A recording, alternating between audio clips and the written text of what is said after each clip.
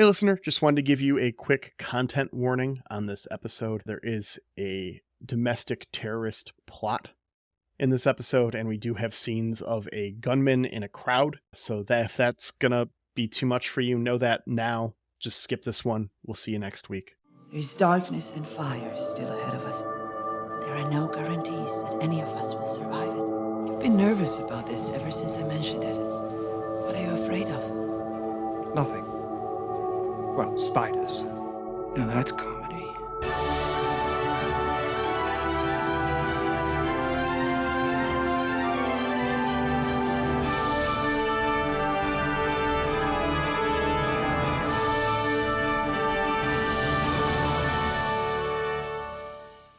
Only an idiot fights a war on two fronts. Only the heir to the throne of the kingdom of idiots would fight a war on 12 fronts. Hello and welcome to Who Are You? A Babylon 5 watchcast hosted by two former strangers, now friends, who have gotten to know each other and will continue to get to know each other while rewatching a favorite show from their childhood, Babylon 5. I'm Xhafer. And I'm Laura. Hi, Laura. It's been almost a month for us. No, it's been a long time since I saw your face. It has been 26 or 27 days or something like that. It's almost been a month since we recorded last. It's been a crazy month. I fucked off to Europe for a while. I'm back, and a bunch of B5 stuff has happened. Not like necessarily all good news. In fact, I'd say none of it is good news. Yeah, you went away and things happened. It's very Yeah. strange. Nothing about the remake at this time. hmm We got another no news is good news from JMS as of this recording. Just have to trust the process, I guess. But today, if you're listening to this episode the day it airs, HBO Max lost Babylon 5. Yeah, it's crazy. I don't know what anyone's going to do. I hope that this doesn't prevent you from watching the show. I did a little bit of quick research, and I've been watching it on Vudu or HBO Max because I bought the HD remaster on Vudu. It's still available there for purchase. It's still available in the Apple Store. YouTube Movies and TV has it as well. Okay. You can buy individual seasons and stuff. I bought the whole series for, I want to say, like $50 or something on Vudu on a sale. So I don't Okay. know if that's something that is going to happen before it goes off streaming. Sometimes that will happen when stuff is about to come off. It will go on sale on those digital stores. But me telling you this now presumably doesn't help much. Yeah, it might not be helpful to the listener, but I think our plan is we're going to buy it on Apple TV. Just that's where we've got some other series, so we were going to do that. But yeah, I was shocked and appalled that Yeah. HBO Max was going to give it up. It's genuinely upsetting because the series, I feel like, has kind of been enjoying a little bit of a pop culture renaissance between the possible remake and it finally being available streaming mainstream, because it wasn't for a very long time. Yeah. HBO Max is the biggest streaming service this show had, I believe, ever been on. It might have been on Amazon Prime at one point, at maybe 5 or 6 years ago, or longer than that. It was on IMDb's streaming service for a while, hmm which I didn't know was a thing until it was dead. I didn't know it was a thing till you said it just now. So yeah, now at this point, because if you're into the minutia of our podcast production, we've been using HBO Max Order as our order for the episodes. At this point, there is no difference going forward.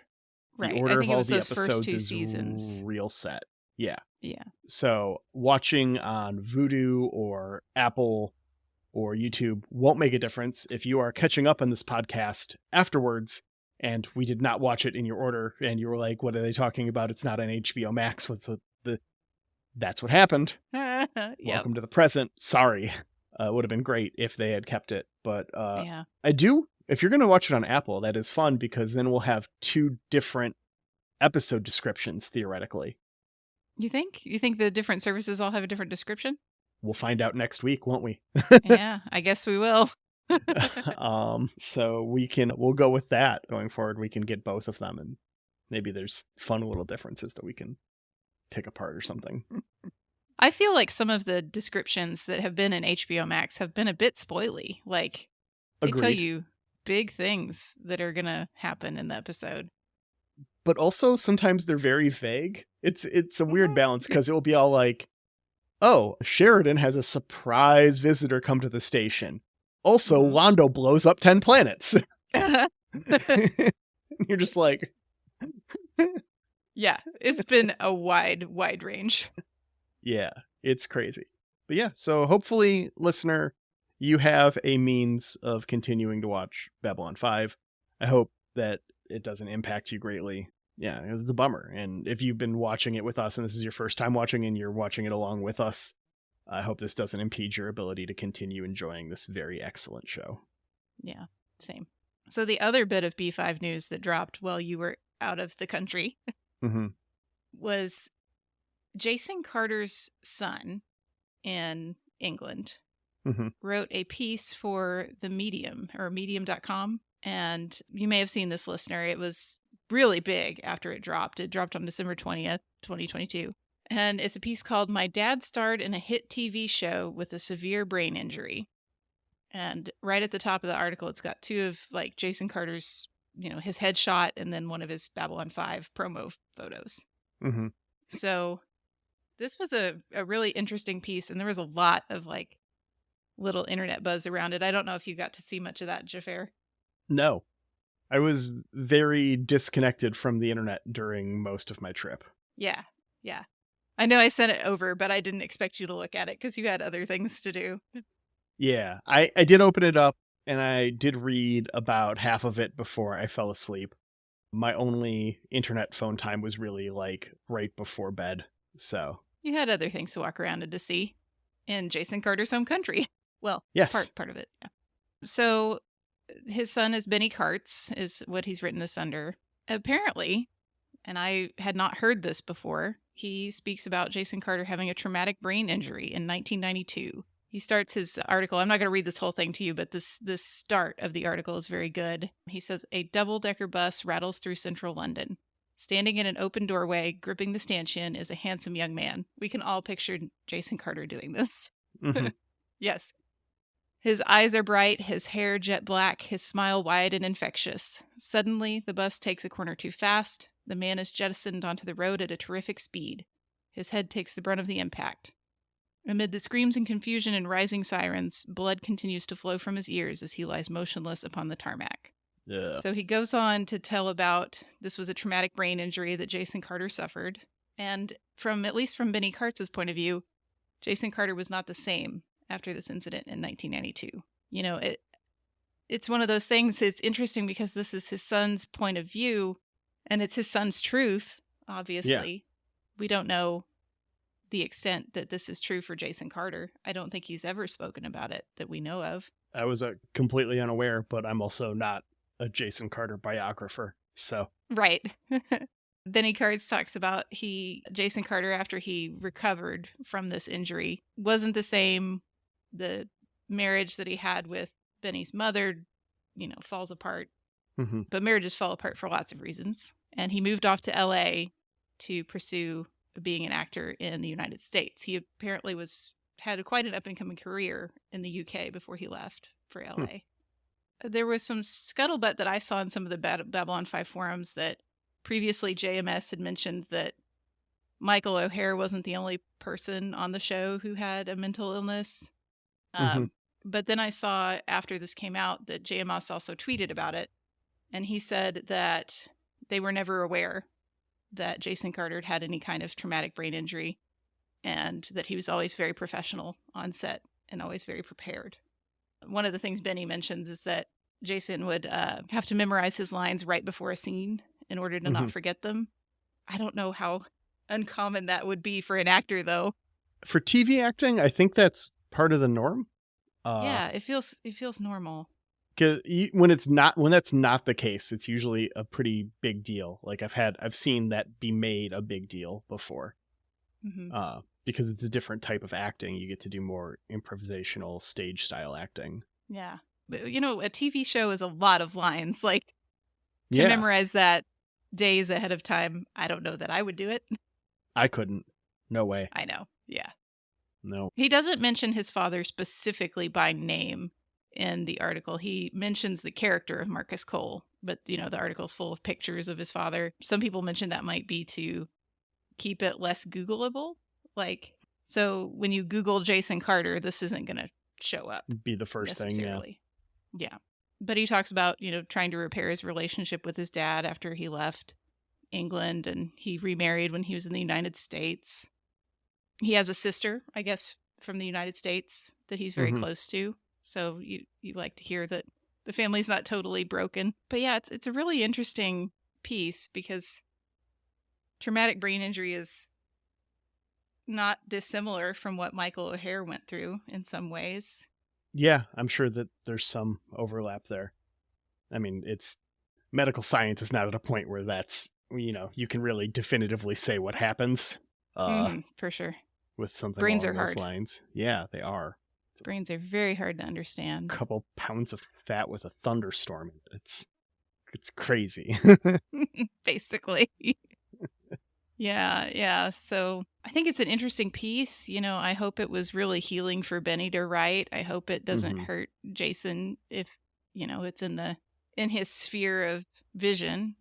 But, it sounds like maybe the other cast and crew weren't aware. I saw something on Reddit about how two of our big actors in this show, Jerry Doyle and Bruce Boxleitner, who we have noted before, have some conservative views, that the only person on the cast who was willing to stand up to them and talk back was Jason Carter. And I find that delightful, whether or not it has anything to do with his brain, that Jason Carter would maybe sass back a little. I want that in my head.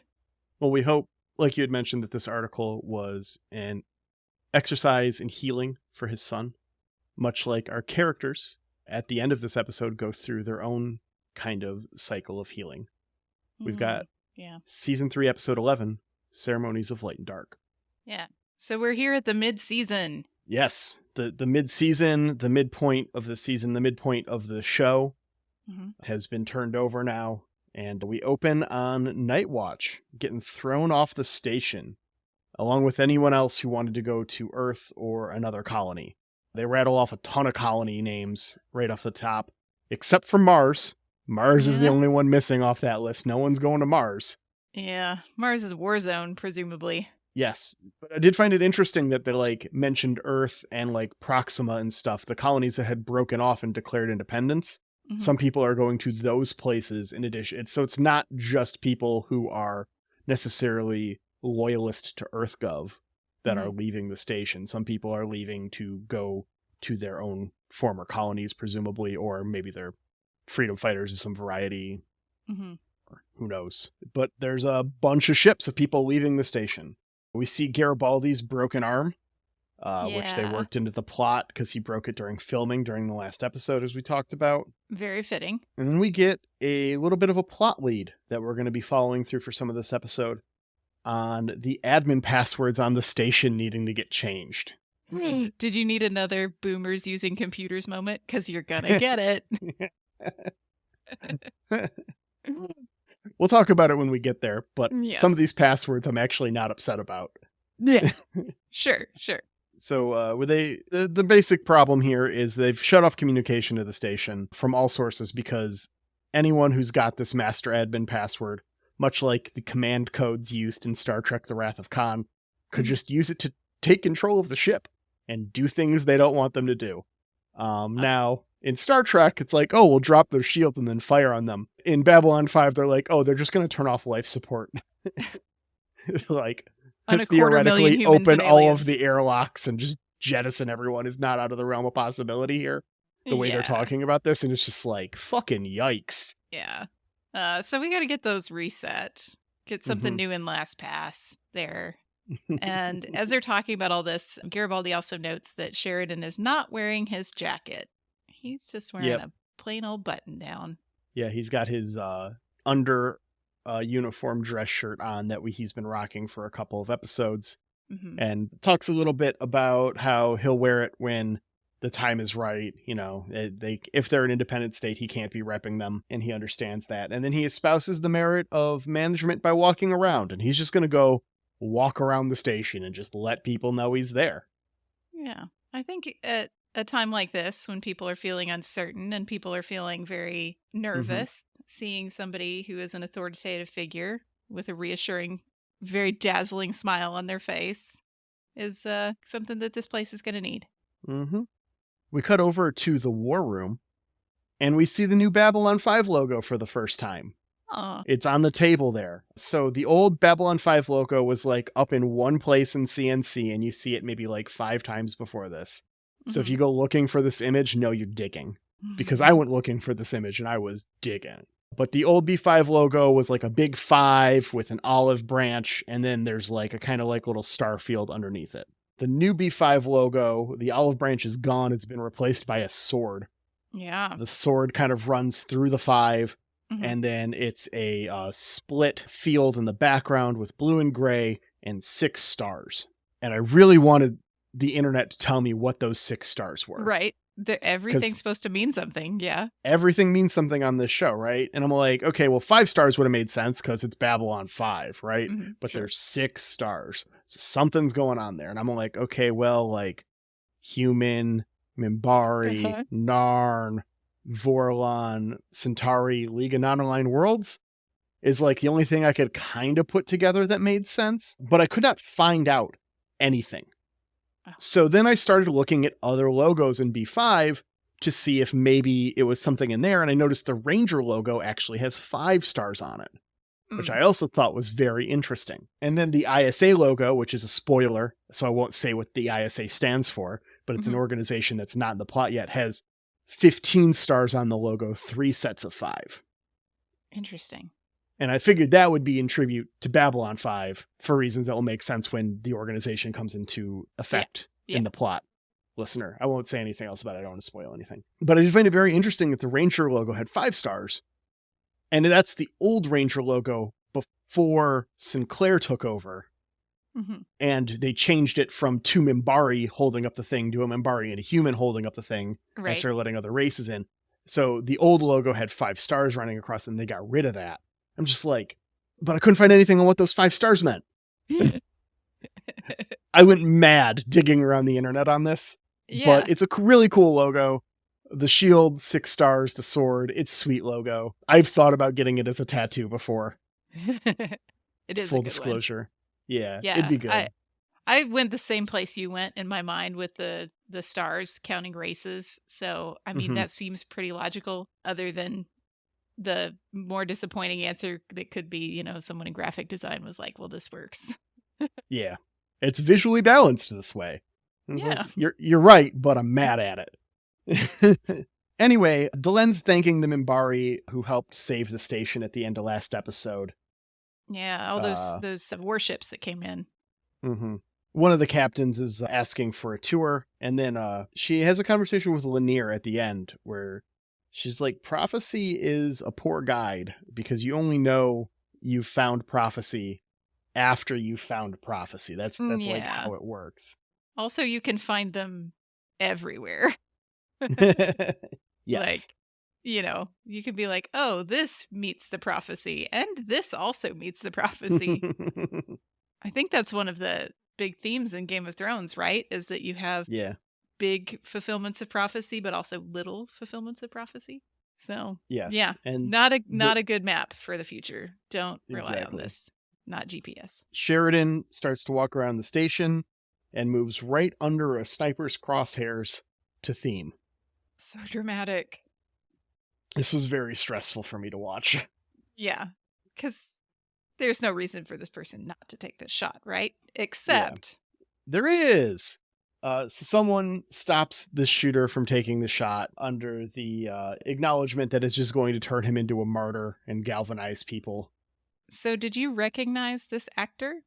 I did recognize him briefly, and I Googled a bit, but mostly what I found was people complaining about the makeup job on his scar, and his scar is real. It's real, yes. So this actor is, I'm going to give him a name, Don Stroud. Mm-hmm. That sounds right. He was back in TKO. Yes. He was our space Mr. Miyagi, right? he was Caliban. He was the coach for Garibaldi's friend. Yeah, he had a bit of loaf then. And if you look at Caliban, he has a similar scar over his eye, but obviously, as he is an alien, there is more makeup applied to that. So you could be forgiven for not recognizing the scar itself. But yes, Don Stroud really had that scar. That's an intense one. Like, I got some cool scars, but nothing like that. Nothing that impacts bodily function, thankfully. Yeah. Yeah, I wonder if that impacted his vision. I don't know. It must have. Yeah. I can't imagine it not impacting his vision. So Boggs stops our sniper from shooting Sheridan, and we find out Marcus is back.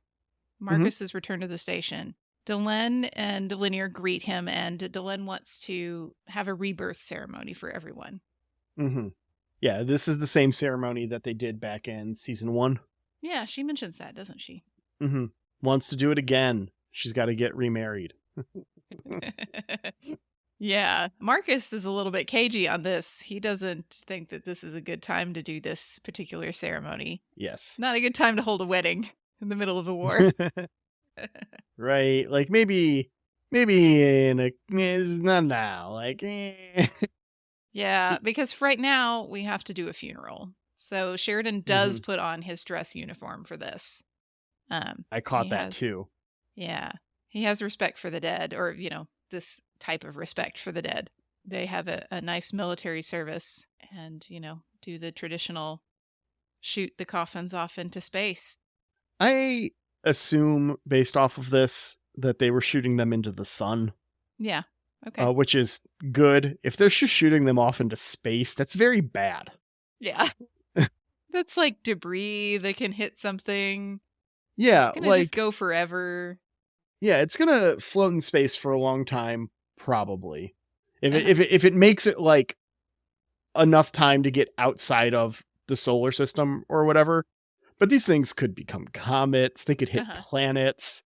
Like, and what are they made out of? Like, is this something that could survive, re-entry into orbit or something?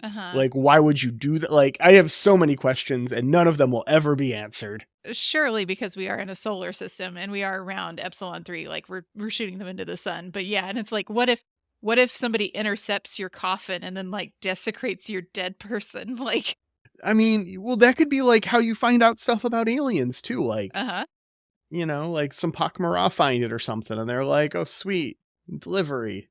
Like, wow, what is these people what is going we on? live next to are tasty. Like, it's, I just got so many. I hope they just shot him right into I'm going to assume for my own mental health, they just shot him right into the sun. Yeah, surely. After this, we see Rifa on the station. Yeah, Lord Rifa's back. He's here to talk to Londo, and he says, like, Londo, you've summoned me here instead of coming to Homeworld?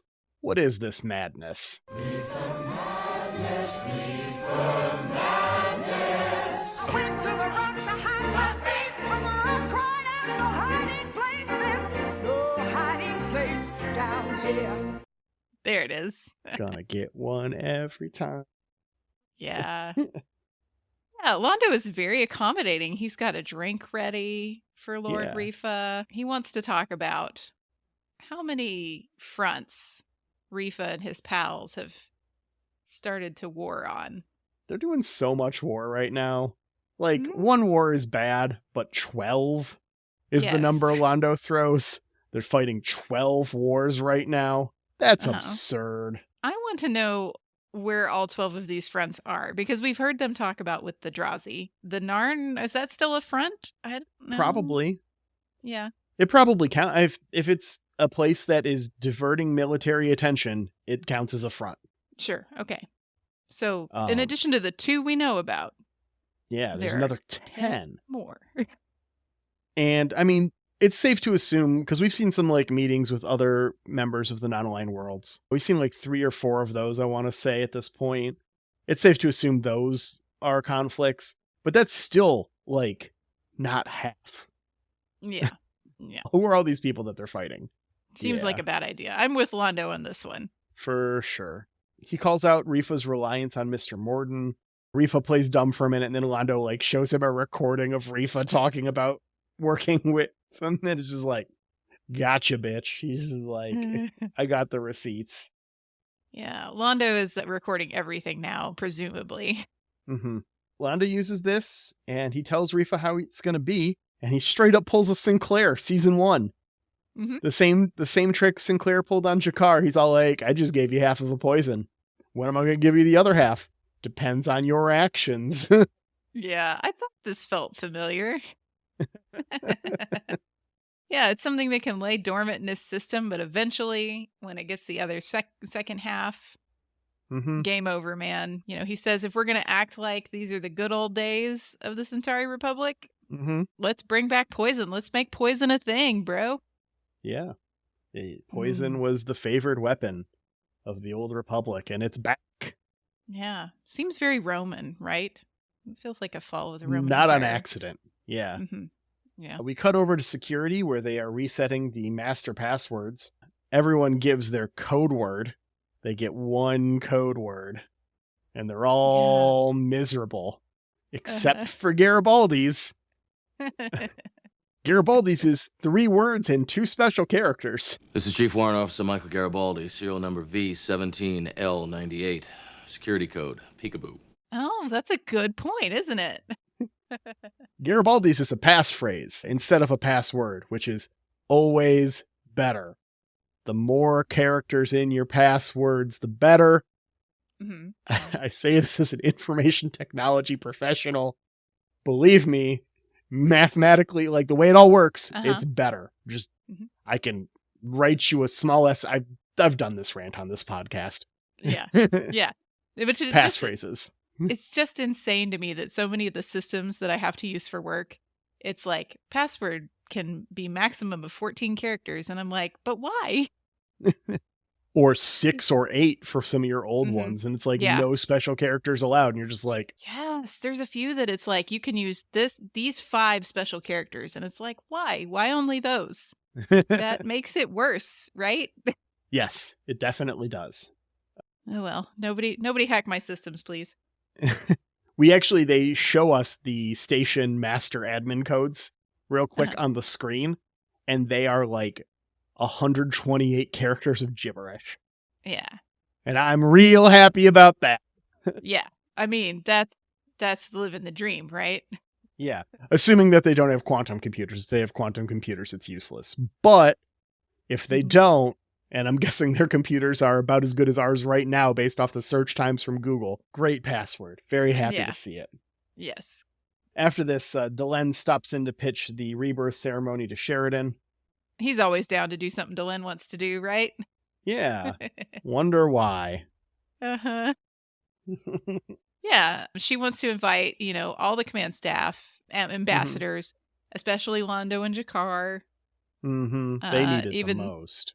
Yeah, of course they do. But in the meantime, we still have some of those members of Nightwatch on board. Yes, we learn our domestic terrorists are actually just Nightwatch, and I wish that was a fucking surprise. Yeah. They decide to attack Delenn in an attempt to get the Minbari to abandon the station, so that way Earth Force can swoop in and take it back. Yeah, if the Minbari cruisers weren't here, this would all be moot. So if we can attack Delenn and get those cruisers to leave, we can maybe win our side back. Yeah. And then he starts singing nursery rhymes because that's just fucking creepy. Yeah, this is just the worst. Like, this actor did a great job. He did a great job. Yeah. Don't like his character at all. Very bad. No, super creepy. We cut to Marcus, who's dodging answering questions about attending the rebirth ceremony. Yeah, he's been hanging out in his bar. I'm just going to get some information. Oh, bye. Someone I needed to talk to. Yeah, in security, Garibaldi's done resetting the computer for all these passwords. And, oopsie, he's the boomer and he messed it up. He forgot to click not to install the AI. Cortana just auto-installed with Windows 10, and now he's stuck with it. Did you look up who the voice of the AI is, by the way? I didn't. It's Harlan Ellison. Fantastic. It's so good. Is he affecting? I'm assuming he's affecting this accent. Yes, or is that how he talks? I have no idea. I've never heard Yeah. his voice in a recording or anything. Yeah. In my brain, it's how he talks. That's just him now. It's a very strong like Bronx accent, right? It's Yeah. something New York. I don't For pretend sure. to know all my New York accents, and it's a very not compliant AI. I'm sorry, Dave. I'm afraid I can't do that. No, he's not having it. Okay, looks like Harlan was from Cleveland. Okay. So I'm going to guess that's an accent he was putting Yeah. on. He's just funning with us, I hope. Yeah. It's Quick very Google. comical. This whole bit, this is our comedy bit for this episode. I'm here for it, though. So the AI was present when the station went online, and it was messing everything up, so they shut it down immediately. Yeah, no kidding. And yeah, You don't it's want back this one. now. So, Oh boy. Well, at the same time, Delenn is also trying to like pitch the rebirth ceremony to other people. yep. And she approaches Londo and, how Londo feels about boring things. Yeah. Londo is a real insensitive dick. Sounds positively festive.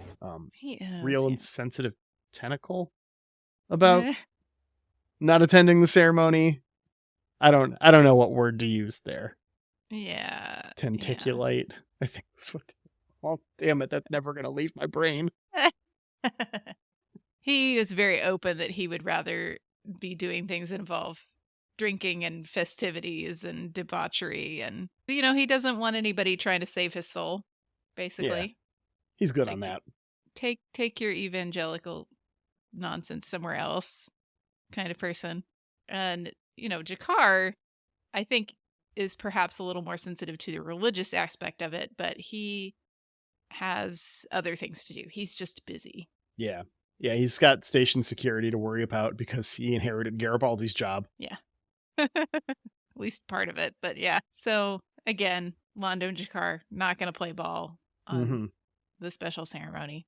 Marcus's feelings are still a little bit elusive at this point. He's clearly not into it, but he won't own up to that just yet. Yeah, so Delenn, sensing this, is like, well, we're just gonna hang out all day then, and you can tell me why eventually. Yeah, she's very persistent.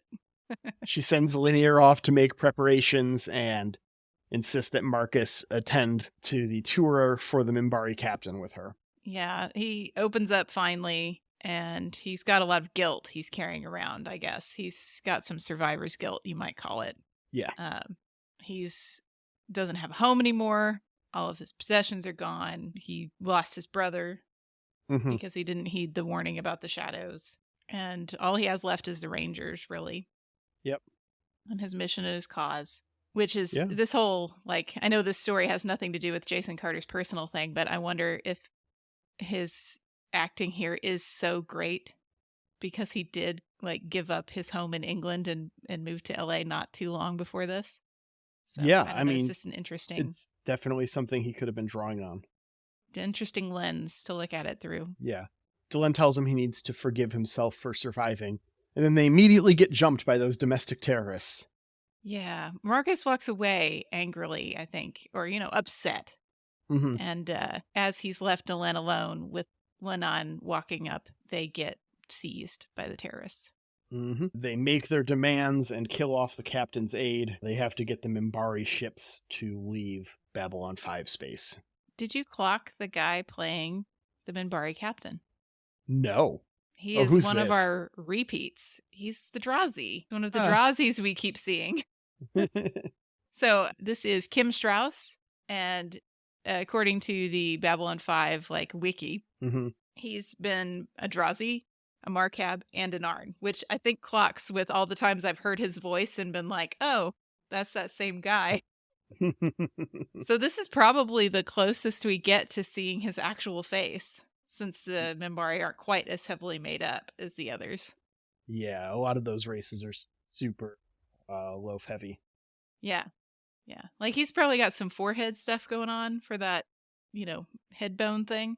But this is as close as you get to seeing Kim Strauss. So we see Marcus goes to down below to get information and throw some threats around. And we cut to our sniper, who says he learned the Minbari language from prisoners so he could tell them to dig their own graves. Yeah, he's great. Logistically, that would be very difficult. Mm-hmm. The Minbari language is not easy, I'm thinking. We've had lip service paid to how difficult of a language it is to learn multiple times. So to pick it up from people not actively trying to hide what the words mean, actually, is absurd to me. But yeah, I'm sure, if you've got a polyglot mind and that's just how your brain works, you can handle it. It's not how my brain works. Nope. I could say that. Same. So they do call in a threat. These Nightwatch terrorists call in a threat to CNC or to the command staff. Mm-hmm. And Garibaldi clocks the man with the scar, Boggs. He's familiar with him.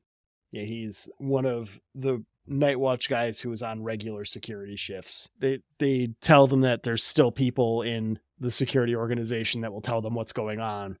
Yeah, not a good Which, sign. Don't play that card. Like, I don't know, maybe it's just me, but yeah, like maybe you want to keep that one under your hat, but it does get under Garibaldi's skin for sure. Mm-hmm. He's not like he's pretty sensitive to having a mole in his organization. Yeah, it's not been good for him in the past. Yeah, so they kind of can get an idea that this is in Down Below or it's somewhere in the less desirable parts of the station. But they got no idea where exactly. We cut back to Marcus, who's made good on his threats and taken out everyone at this bar. Yeah, I love this. This is a very endearing time for Marcus.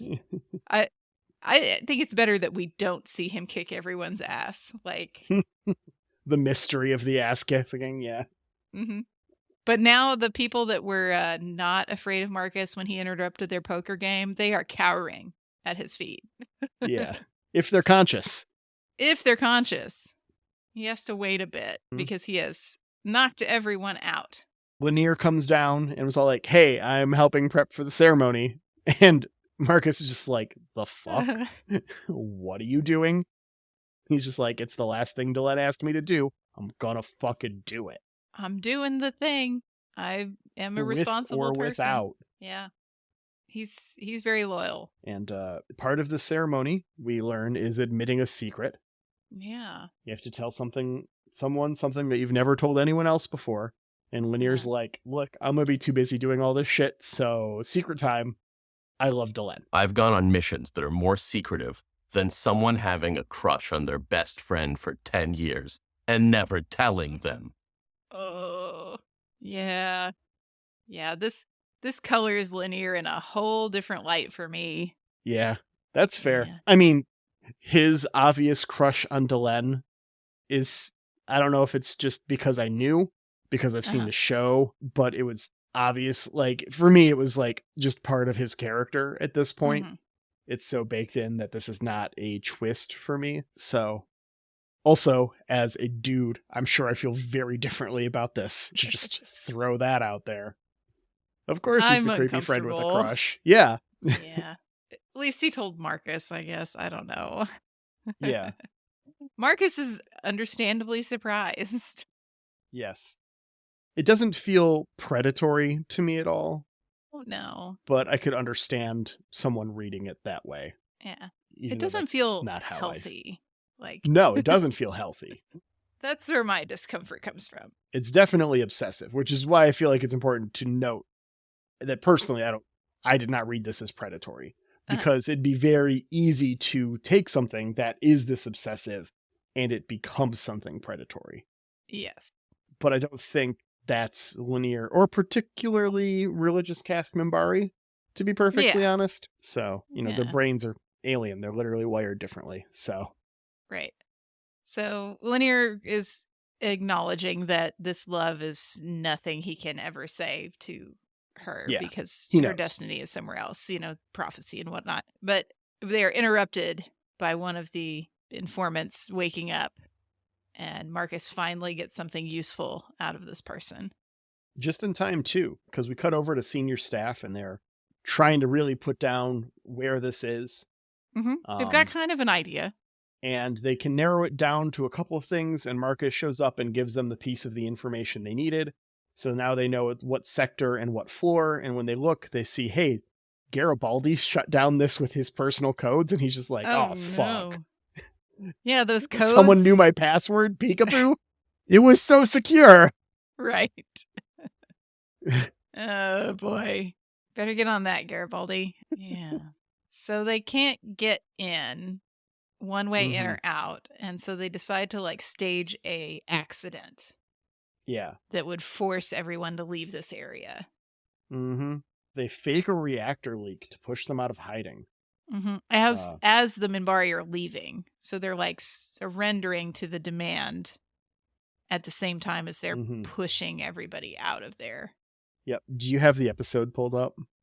I don't, but I can. Do I need to see something? Nah, I'll just describe it. So with Okay. 725 left in the episode, the Minbari captain here is tied up, takes out 2 dudes, breaks his wrist cuffs, and then frees Delenn in about 4 seconds in the background of a shot. And it's just absurd. Yeah. He like 2-fist Kirk punches someone. He's not warrior caste, right? These were specifically religious caste ships, but we've seen Lanier fight. Yeah. Yeah, Lanier walks into the bar and he's just like, oh, I guess they trained you decently. Like, this is a bit sloppy, don't you think? And we've seen Lanier take out a whole bar of people, so. Yeah. Yeah. So as they're all leaving with this commotion, security gets an ambush on him, gets a drop on him. Yep. In the ambush hallway. I feel like we've had like 7 ambushes take place in the same hallway. Our Babylon 5 characters are very good at hallway ambush. Right? Well, they've Put that still on got your this one resumes. hallway set up for ambushes. They just lead everyone there. Uh-huh. Take care of business. Yeah, I think Ivanova gets Boggs. Yeah, Garibaldi and Sheridan get some more out. Yep. And then Delenn gets knifed. Yeah. Our creepy man throws a knife at her and right in the back. Yep. Sheridan catches her, eases her down, and is just like, someone take care of her. Chases that dude down and knocks him the fuck out. Yeah. Sheridan has some loose ideas about justice we've seen in the past. And he's not going to just take this man into custody. My hypocrisy only goes so far. Nope. As long as he's alive for trial. I feel like are words that left his lips here. And it's just like, does he have to wear a body cam? I hope he has to wear a body cam. Right? I feel like everyone in authority on Babylon 5 should probably have one. I mean, we see all sides of the story here, so we know this guy deserves it. Right. But he doesn't. You know, Sheridan does not know all sides of the story. So yeah. Does not have the omnipresent view that we are presented in the story. So he just takes him the fuck out. Cut to the aftermath. Delenn will be fine. The rebirth ceremony will not be happening, though, because she's going to be recovering in medbay.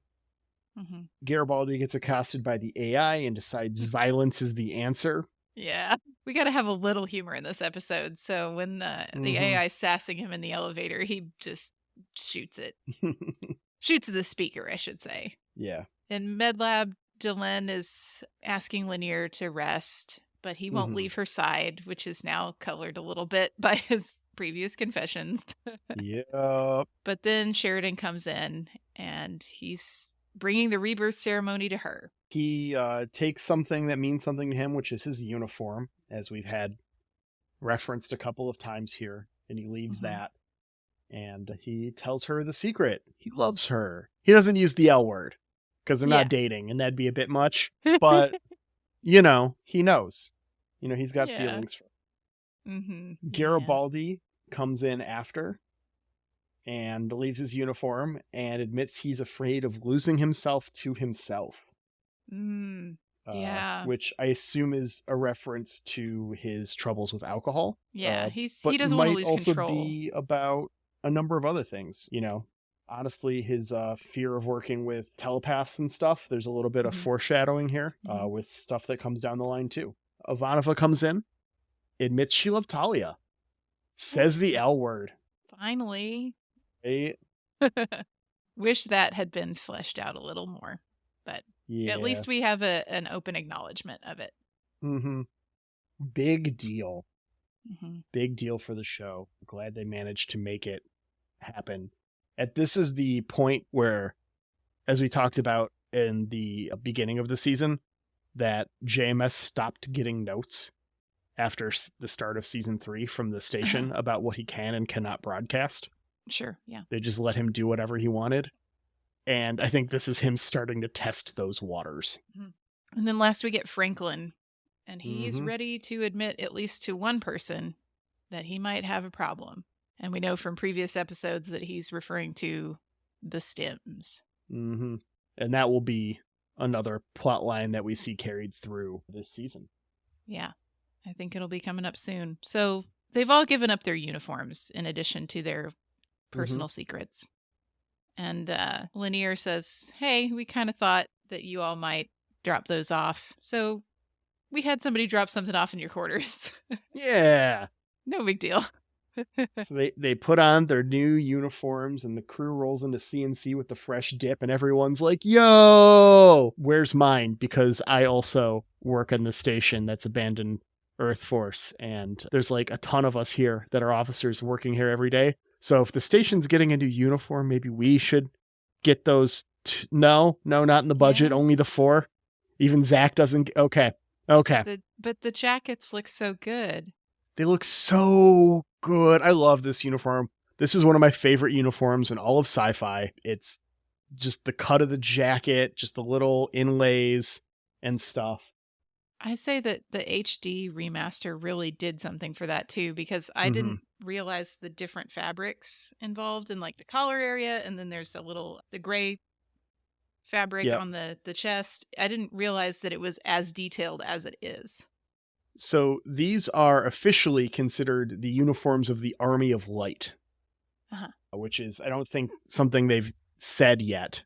I don't think the Army of Light's been thrown around yet, but knowing that they're fighting the upcoming Shadow War. So the fact that the Army of Light uniforms are primarily black and dark colors.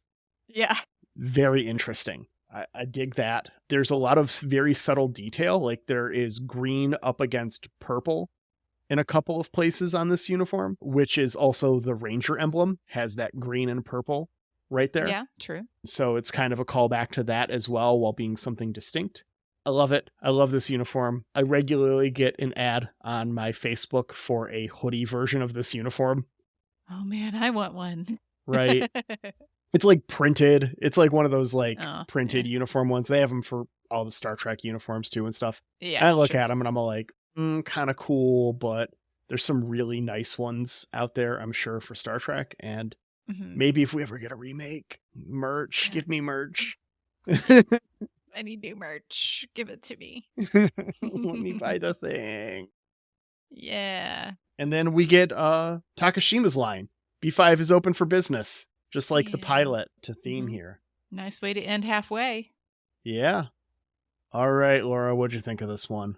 Give me a rating on a scale of Babylon's 1 to 5.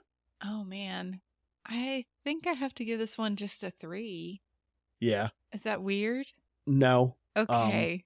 There's a few parts that don't quite come together for me, and it felt tonally very shifty. Like we have a lot going on. Yeah, there is a disorienting sense of juxtaposition in this episode. For sure. It's all over the place. And it's just like one thing, new thing. Ha, Harlan Ellison's doing a New York accent, making a joke. And then domestic terrorism. My notes say, fuck this episode. Really? Okay. So Delenn owns this episode. And if we were to just take Delenn in this episode, especially her speech about pitying the domestic terrorist dude, which we didn't really get into, but is one of the highlights of this episode for me. Yeah. She gets a Babylon 4 for me. 100%. The ending, I love these uniforms, but fuck these mayonnaise on Wonder Bread sandwich eating fucks. And maybe it's me being sensitive to things. Maybe it's because we're recording this 2 days after the anniversary of the January 6th insurrection. And I watched this on January 6th. And so I will completely own that it is more than likely that confluence of things that is influencing me and leading me towards a fuck this episode. I don't think I can give it a full fuck this episode because there's some really great moments in it, and the domestic terrorist stuff is not. If there had been more of it, 100% it'd be a fuck this episode for me. But I think that juxtaposition pulls me out of the episode so much that I don't really feel strongly about it in any regard. Yeah, like you said, Delenn, very good in this episode. Everything that's happening around her is pretty chaotic and disjointed. I really think that the AI bit would have been better off in a different episode. Like, we didn't need that. I think if this were a script that you handed to a college professor in a TV writing class, they would tell you to pick one thing. Yeah. Shave a little. It's like Coco Chanel used to say, get dressed, put all your accessories on, and then take one off. And then you're dressed. Yeah. I think that's Coco Chanel. I could be stealing it from someone else, but that's the way I've heard it attributed. Yeah. No, and that's how I feel about this one. So it's hard to rate it because I feel like it's a couple of distinct episodes, and I feel very differently about those episodes. So yeah. We'll say 3, I guess. It's a middle of the road because of this. Parts of it are great, and parts of it made me feel very strongly. And if that was the goal, good job, goal achieved. If, like we said before, the goal of art is to make you feel things. I felt things from this episode, and I did not like feeling those things. And sometimes that's important, and sometimes fuck this episode. Indeed. What we won't be saying that about, though, is next week's episode, which is our movie break. We love movie break, and we're movie doing a break good time. I've not seen this. I'm very excited to watch this movie, and my girlfriend is very excited to watch this movie with me. Her dog is named after one of the characters in this movie. We're going to be watching Atlantis, The Lost Empire, and I'm really looking forward to watching it and talking about it next week. Yes. Until then, we'd like to thank Jeremy Siegel for our lovely theme music. You can find more Jeremy's work at jeremysiegel42.bandcamp.com. And thank you to Angry Duck Time Machine on Instagram for our podcast artwork. And go ahead and join our Discord and join our conversations there. We're talking about all kinds of stuff as it happens, podcast stuff, life stuff. It's a great community. Love the Discord. So join that. You can shoot us an email, whoareyoub5@gmail.com. We'll read your email in our next mailbag segment. And thanks to our editor, Aaron, for putting in all the legwork and getting these episodes out. Really appreciate it. Thank you. Definitely. All right. We'll see you next week, Internet. Bye.